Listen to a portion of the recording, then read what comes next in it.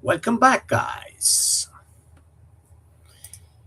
Let's talk about one of the Southeast Asia's most fascinating contradictions, the Philippines.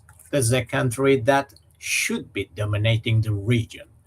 It has over 115 million people, the second largest population in the Southeast Asia after Indonesia. It's blessed with natural resources, minerals, forests, rich marine biodiversity. It has a young English speaking workforce that is among the most educated in Asia. Filipinos are everywhere as nurses in the US and UK, as domestic workers in the Middle East, as seafarers on ships worldwide. Remittances from overseas Filipino workers pour in at over $30 billion annually. And yet, the Philippines lags while Thailand, Vietnam, and Indonesia have become manufacturing powerhouses. The Philippines missed the boat, while Singapore and Malaysia build first world infrastructure. Manila's traffic is legendary for all the wrong reasons. While its neighbors attracted waves of foreign investment, the Philippines has struggled to compete. So, what happened? Why has the Philippines, with so much going for it, consistently underperformed? And more importantly, can that change? Let's start with history because you can't understand the Philippines without understanding its colonial legacy. Spain ruled for over 300 years, leaving behind Catholicism, a feudal land system, and a deeply entrenched elite. Then came the Americans for nearly 50 years, bringing English education and democratic institutions, but also reinforcing elite power structures. The result is a political economy dominated by a few dozen families who control land, business, media, and politics. They are not just wealthy, they are embedded in the system. Senators, congressmen, governors, look at the surnames and you will see the same names recurring across generations. This isn't democracy in the sense of equal opportunity, it is elite circulation with democratic aesthetics. This matters because it shapes everything. Land reform has been promised for decades but barely implemented.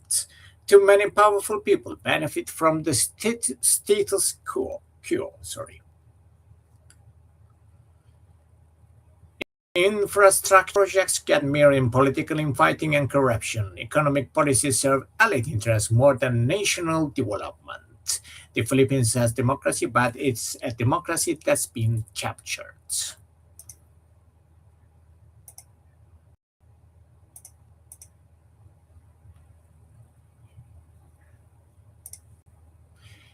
Then there is geography. The Philippines is an archipelago of over 7,000 islands. That's beautiful for tourism, but it's a nightmare for governance and development. Building infrastructure across thousands of islands is exponentially harder than in a contiguous nation. Creating a unified national market is challenging when your country is scattered across the sea. Disaster resilience is a constant battle. Typhoons, earthquakes, volcanic eruptions hit regularly.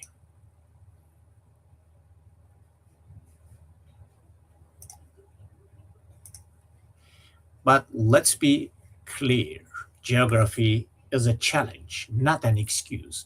Indonesia is also an archipelago and has managed far better. The difference is governance and political will. Speaking of governance, let's talk about what just happened. Rodrigo Duterte's presidency from 2016 to 2022 was one of the most controversial in Philippines history.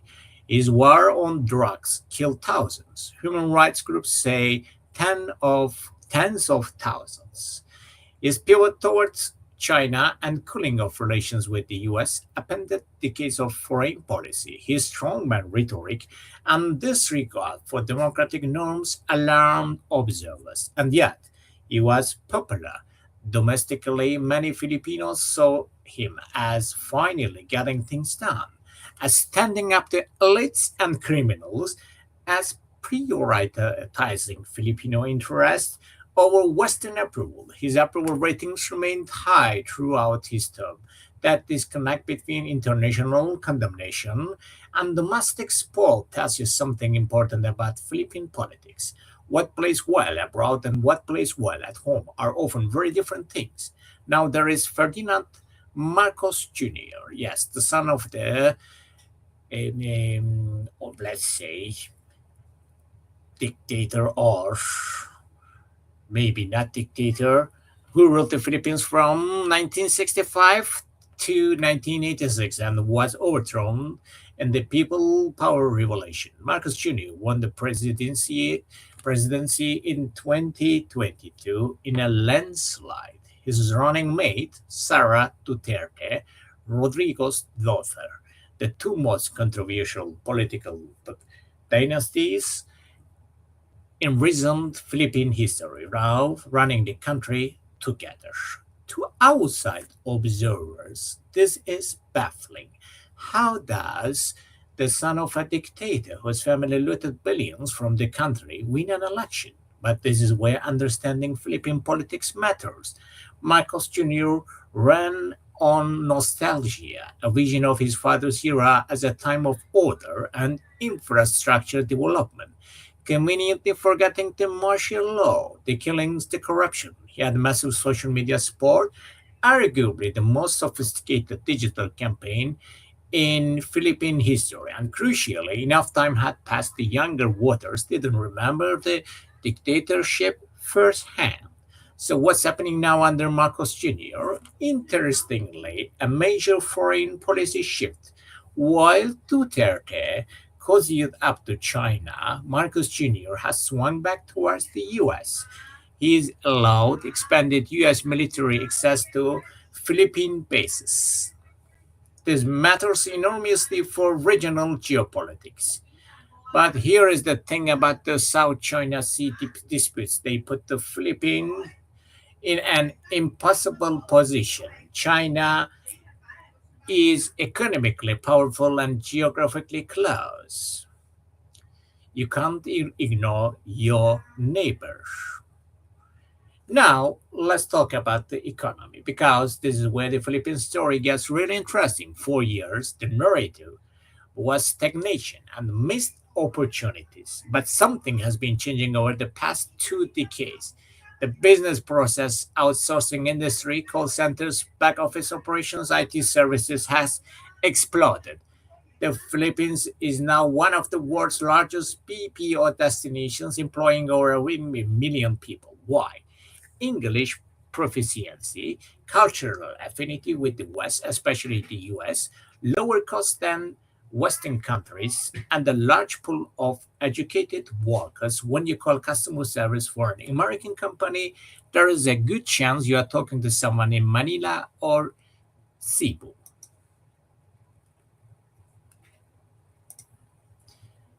This has created a new middle class, particularly in Metro Manila and other urban centers. Shopping malls and the Philippines has some of the world's largest are packed. Consumption consumption is booming. The service sector has grown significantly, but here is the problem. BPO is vulnerable. Automation and AI threaten to eliminate many of these jobs. The Philippines has become, yes, sorry guys. So it employs educated urban workers, but it doesn't create jobs for the rural, poor, or the less educated. We were talking about the BPO is vulnerable because automation and the AI threaten to eliminate many of these jobs. The Philippines has become dependent on that industry that might not exist in its current form in 20 years. And crucially, BPO doesn't create the kind of broad based development that manufacturing does. This is the manufacturing gap, and it's the Philippines' biggest economic challenge. Vietnam, Thailand, Indonesia, they all built export oriented manufacturing sectors that created millions of jobs and integrated them into global supply chains. The Philippines didn't. Partly its infrastructure, inadequate ports, roads, and power, partly its political instability, and unpredictable policy. Partly it is the power of vested interests who benefit from the statu quo. There are signs this might be changing. Marcos Jr.'s administration is pushing infrastructure development, roads, railways, airports. There is talk of economic liberalization of opening sectors that have been closed to foreign investment. The Build Better More program aims to continue the infrastructure push started under Duterte. But talk is cheap. The Philippines has had grand development plans before. Implementation is what matters, and that requires taking on entrenched interests, sustaining political will, and actually delivering. The jury is very much still out. Then there is the demographic picture. The Philippines has a young population. Median age is around 25. This could be a demographic dividend, a large working age population driving growth. Or it could be a demographic disaster, millions of young people without adequate jobs, education, or opportunity. Which one it becomes depends entirely on policy choices made right now.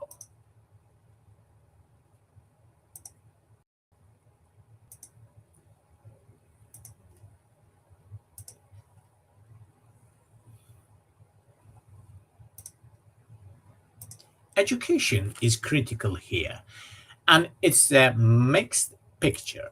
Literacy rates are high, and Filipinos value education intensely, but quality is inconsistent. Public schools are often overcrowded and under resourced. The K 12 reform added to use the basic education, aligning the Philippines with international standards, but implementation has been rocky. Higher education produces lots of graduates, but many struggle to find jobs matching their qualifications. There is also the persistent issue of brain drain. The best and brightest often leave. If you are a talented nurse, engineer, or IT professional, you can earn multiples of your Philippine salary abroad.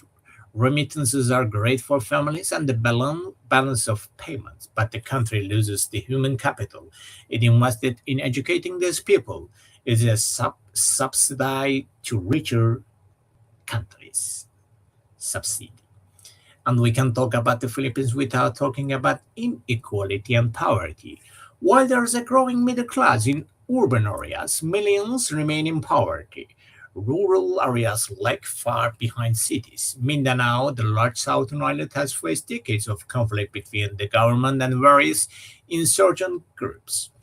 Communist rebels, separatist movements, and at times extremist groups with links to international terrorism.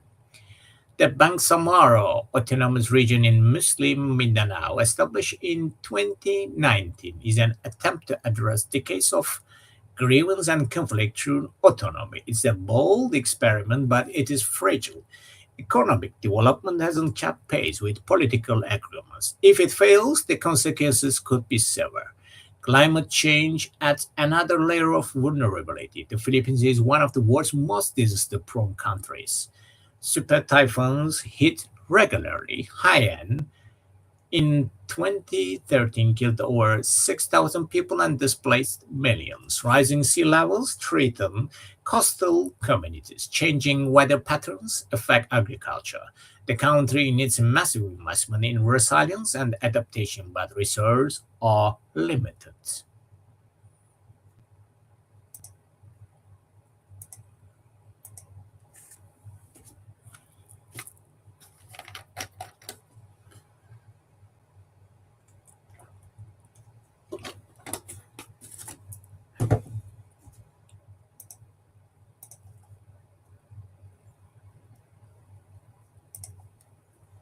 So, where does this leave us? The Philippines in 2024 is a country at a crossroads. It has an enormous potential: human capital, strategic location, natural resource, democratic institutions. But it also has deep structural problems: inequality, weak governance, infrastructure gaps, elite capture of politics and economy. The optimistic case is that the Philippines is finally getting its act together. Infrastructure is improving, economic reforms are happening, the demographic dividend is still available if seized. Democracy, for all its flaws, provides space for change the authoritarian system don't. And Filipinos themselves, resilient, adaptable, and entrepreneurial, are the country's greatest asset. The pessimistic case is that the Philippines remain stuck. The same elites maintain control. Reforms get announced but not implemented. Infrastructure projects get built slowly and expensively. Manufacturing never takes off. The demographic dividend becomes a demographic burden. The country continues to underperform its potential. Which feature materialize, depends on choices made in the next few years. Can Marcos Jr. deliver on infrastructure and economic reform, or will it be more of the same? Can the Philippines navigate US China rivalry without getting crushed? Can it build a more inclusive economy that works for the many, not just the few? Can it address climate vulnerability before disasters become catastrophic? These aren't just Philippine questions. They matter for the entire region. A thriving Philippines of 150 million people will be a massive market, a manufacturing hub, a democratic anchor in Southeast Asia. A struggling Philippines becomes a source of instability, migration pressure, and unfulfilled potential. Here is what I believe: the Philippines will muddle through as it always has. It won't collapse, but it won't soar either. It will make progress, but slower than it should. It will have moments of hope and moments of frustration. It will remain of one of Southeast Asia's great what ifs. But maybe, just maybe, this time is different. Maybe the infrastructure gets built. Maybe the reforms stick. Maybe the political economy finally shifts. Maybe the Philippines finally fulfills its potential. Because if it does, if the Philippines gets it right, Southeast Asia will have another giant to stand alongside Indonesia. And that would change everything.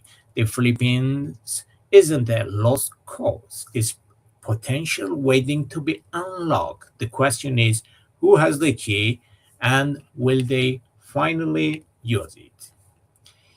Thank you for watching, and please drop your thoughts and comments. Bye bye.